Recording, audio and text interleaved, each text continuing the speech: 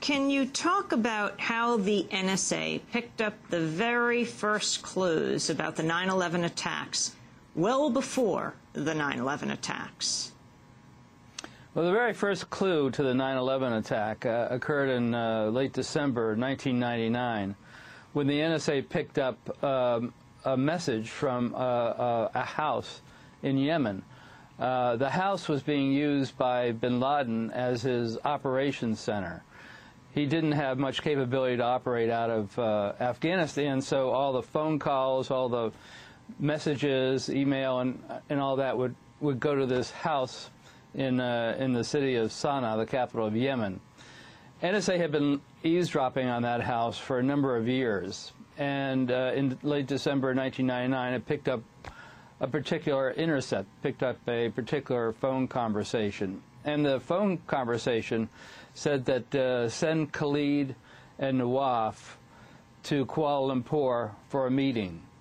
So NSA picked that up, and first of all, they figured that Nawaf and Khalid had to be very important potential terrorists because they were being assigned by bin Laden out in Afghanistan to go to a meeting in Kuala Lumpur. That seemed like a terrorist summit meeting. NSA gave that information to the other intelligence agencies, and the CIA set up a surveillance in Kuala Lumpur, and then they lost him in Kuala Lumpur. After they lost him, Khalid al-Mihdhar and Nawaf al-Hamzi went to California. They got in without any problem. NSA, even though they had the last name of Nawaf al-Hazmi in their computers, they never bothered to check. So they both got in without any problem into the United States. They went down and they lived in San Diego, and they began calling back and forth to that house in Yemen, the house that NSA was eavesdropping on. So NSA is picking up their conversations to the house in Yemen, translating them, and then sending out the conversations to, or summaries of the conversations to the CIA, without ever telling anybody that they were in the United States.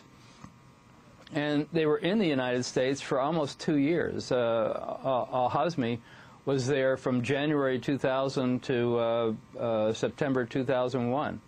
And again, they're communicating back and forth. NSA's picking up, but not telling anybody that they're in the U.S. Explain, Jim. It got so bad. Bamford, you say that they set up their final base of operations almost next door to the NSA headquarters in Laurel, Maryland? Well, that's the ultimate irony, was they eventually traveled cross-country from San Diego, and they set up their final base of operations. This is the crew that was about to attack the Pentagon. About a month before, they set up their base of operations in Laurel, Maryland, of all places. That happens to be the same city that NSA is headquartered. So they set up their base of operations in this Valencia motel. And almost across the Baltimore-Washington Parkway is NSA headquarters. The director's office is on the 8th floor, and except for some trees, he could almost see the motel where they're staying. So NSA is over there trying to find terrorists, and here's the 9/11 terrorists sitting right opposite the NSA on the other side of the Parkway, making their final plans. Mohammed Atta flew there for summit meetings, and they had to take 3 hotels at one point to put all the people there. So as NSA is looking for them, they're having their final summit meetings there, and they're walking around the Safeway. They're exercising in Gold's Gym. They're eating in the restaurants there. They're mingling with NSA employees. That's NSA's company town. It's just the ultimate irony that here you have the terrorists and the eavesdroppers living side by side in the month before the final attack. You then say, after the attacks, the White House expanded massively surveillance, turning it inward on Americans right here. Can you talk about how they did it?